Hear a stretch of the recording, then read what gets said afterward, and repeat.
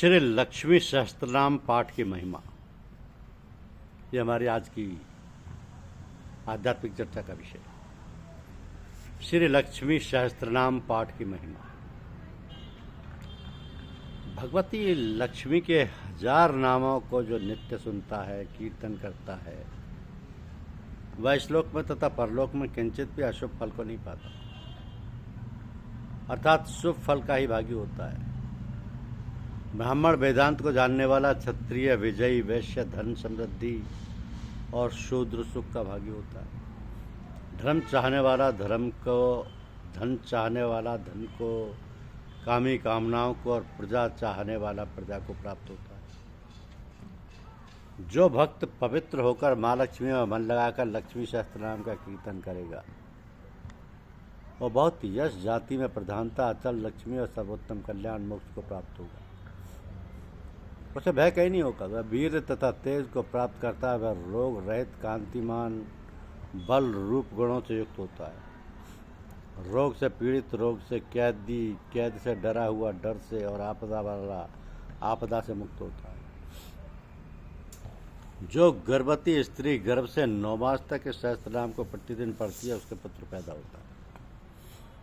कन्या को श्रेष्ठ पति मिलता है, राजा वशीभूत हो जाता है। फिर छोटे मनुष्यों का तो कहना ही क्या। जो भक्त जन इस सहस्त्रनाम का एक समय पाठ करता है, उसके महापाप नष्ट हो जाते हैं और दोनों समय प्रातः एवं साय पाठ करने से धन धान्य की प्राप्ति होती है। जो इसका तीनों संध्या प्रातः, दोपहर एवं साय पाठ करता है, वह सब प्रकार की सिद्धि तथा राज्य को प्राप्त करता है। जो इस सहस्त्रनाम को कंठस्थ कर आंखें बंद करके माँ लक्ष्मी का ध्यान करके एकाग्र चित्त से पाठ करता है, उसके शत्रुओं का नाश हो जाता है और उस पर माँ लक्ष्मी सदा प्रसन्न रहती हैं और उसके लिए वरदायी हो जाती है। जो वैष्णव पवित्र हो, लक्ष्मी में मन लगाकर इस सहस्त्रनाम के 1000 नामों का पाठ करेगा, तो देवलोक में रुद्रों के समान होगा, अर्थात उसकी पूजा होगी। और इस लोक में अत्यंत धन, आयु, पुत्र एवं यश को प्राप्त करेगा, अर्थात दोनों लोग उसके बन जाएंगे। स्वयं पाठ करने से अथवा पुस्तक के पूजन व संग्रह से वैष्णव संपूर्ण अभीष्ट फलों को निस्संदेह पाता है। जिसके घर में पुस्तक का पूजन होता है, उसकी महामारी, दुर्भिक्ष आदि भय नहीं रहते तथा भूत यक्ष सब नाश को पाते हैं, इसमें संदेह नहीं है। इस सहस्त्रनाम को जो वैष्णव घर में शुद्धता से रखता है, जो झूठे बातों से स्पष्ट नहीं करता, पवित्र जगह रखता है, उसके घर में लक्ष्मी निरंतर वास करती है। लक्ष्मी जी स्वयं कहती हैं कि जहाँ मेहमान की आवभगत करने में आती है, उनको भोजन कराया जाता है, जहाँ सज्जनों की सेवा की जाती है, जहाँ निरंतर भाव से भगवान की पूजा और अन्य धर्म कार्य किए जाते हैं, जहाँ सत्य का पालन किया जाता है, जहाँ गलत कार्य नहीं होते, जहाँ गायों की रक्षा होती है, जहाँ दान देने के लिए धन का संग्रह किया जाता है, जहाँ क्लेश नहीं होता, जहाँ पत्नी संतोषी और विनयी होती है, ऐसी जगह पर मैं सदा निश्चल रहती हूँ। ऐसी जगह पर लक्ष्मी जी सदैव विराजती हैं।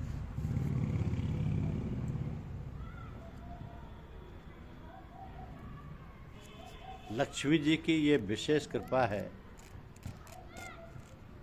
कि जिस घर में, जिस स्थान पर सुख शांति का वास होता है, वहाँ लक्ष्मी जी सदैव रहती है,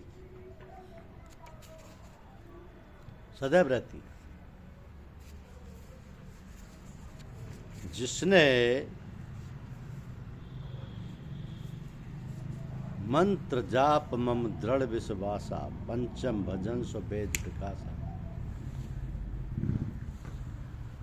मंत्र महामनि विषय ब्याल के, मेटत कठिन कुअंक भाल के।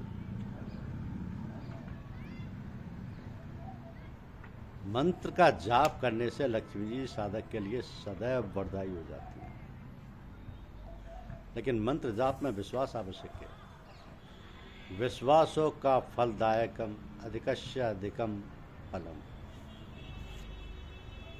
तो जो मंत्र जाप करते हैं, उनको उसकी विधि अवश्य पता होनी चाहिए, क्योंकि ये सब काम विधिवत किए जाते हैं। माँ लक्ष्मी का जप मन ही मन में करना है, अधिकस्त अधिकम फलम, जितना अधिक जप होगा उतना ही फलदायी होगा, उतना ही फलदायी होगा। श्री महालक्ष्मी जी का पूजन जो है उसके लिए कहा गया कि वरुण विष्णु सबसे बड़े देवन में सिरताज, बाहर भीतर देहमम शुद्ध करो महाराज।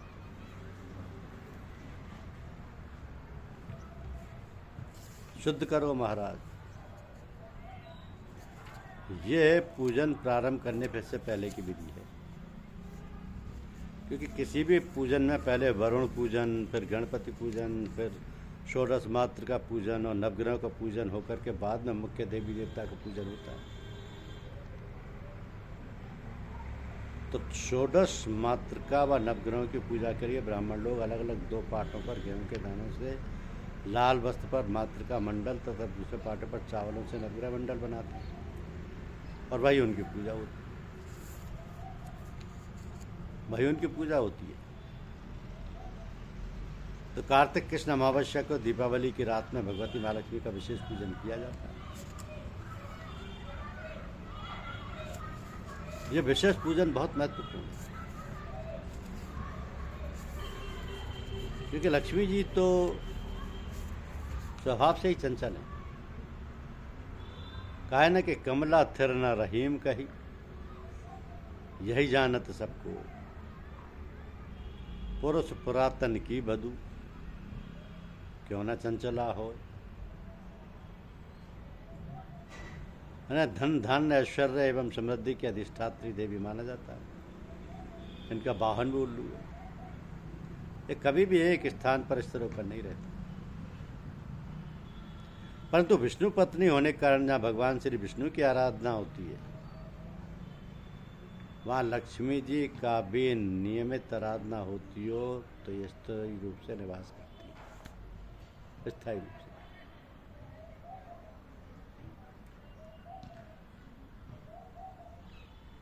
जहाँ सुख शांति रहती है वहाँ स्थायी रूप से निवास करती है। जहाँ सुमति तय संपत्ति नाना, जहाँ कुमति तय विपत्ति निदाना। धन्यवाद। यूट्यूब चैनल को लाइक और सब्सक्राइब अवश्य कीजिए। शुक्रिया।